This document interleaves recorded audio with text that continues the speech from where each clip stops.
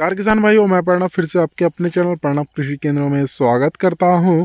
तो आज मैं बताऊंगा, अगर आप अपने धान की कटाई कॉम्बाइन हार्वेस्टर से करते हो तो हम किसान भाइयों को कुछ नुकसान या कुछ हानियों का सामना करना पड़ता है।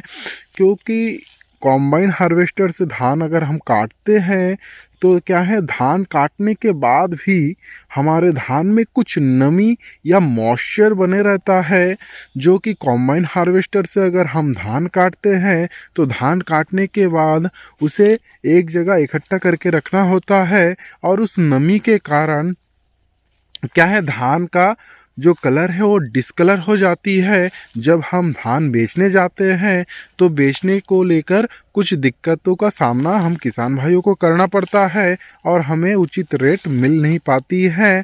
और सेकंड नंबर, अगर हम कॉम्बाइन हार्वेस्टर से अगर धान की कटाई करते हैं तो धान के जितने भी पैरा या जितने भी अवशिष्ट है जो कि हम पशु के लिए यूज़ कर सकते हैं, वो भी क्या है हमारे खेत में रह जाती है, जिस कारण क्या है हमें पशु के लिए अलग से चारा खरीदना पड़ता है।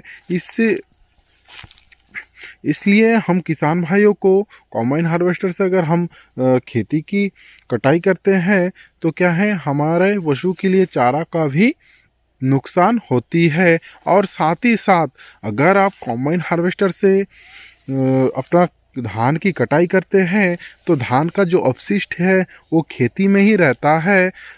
इससे क्या होता है, अगर आपके खेती में अगर फसल का अवशिष्ट रह जाता है तो क्या है, अगर आपके इस अवशिष्ट में किसी भी प्रकार की फंगस या वायरस रहती है तो क्या है, जब हम दूसरे फसल करते हैं उस फसल में वो जो फंगस है उसके अनुसार वातावरण या मौसम आते ही उस फसल में अटैक कर देता है, जिस कारण हम किसान भाइयों को बहुत ही ज़्यादा नुकसान हो सकती है हमारे जो दूसरे फसल है उसके लिए। तो क्या है, अगर आपका जितने भी जो अवशिष्ट है उसे क्या है आप किसी दूसरे जगह पर ले जाके उसका खाद बना लीजिए, नहीं तो उस जो अपशिष्ट का आप चारे के रूप में अपने पशु के लिए यूज़ कर सकते हो, नहीं तो उसे कहीं और ले जाके इस अपशिष्ट को जला दीजिए। इस उपाय करके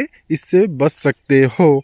तो ऐसे ही खेती से रिलेटेड जानकारी के लिए मेरे चैनल के साथ बने रहिए, और चैनल पे नए हो प्लीज़ चैनल को सब्सक्राइब कीजिएगा और साथ ही साथ बेल आइकन को प्रेस कर दीजिएगा। इससे क्या होगा, मैं जब भी फसल संबंधित कोई भी नया वीडियो लाऊंगा उसका नोटिफिकेशन सबसे पहले आपके पास आ सके। और ये जो वीडियो है बहुत ही ज़्यादा इम्पोर्टेंट होती है हम किसानों भाइयों के लिए, तो इस वीडियो को जितना हो सके उतना शेयर कीजिएगा और भी किसान साथियों के साथ। धन्यवाद।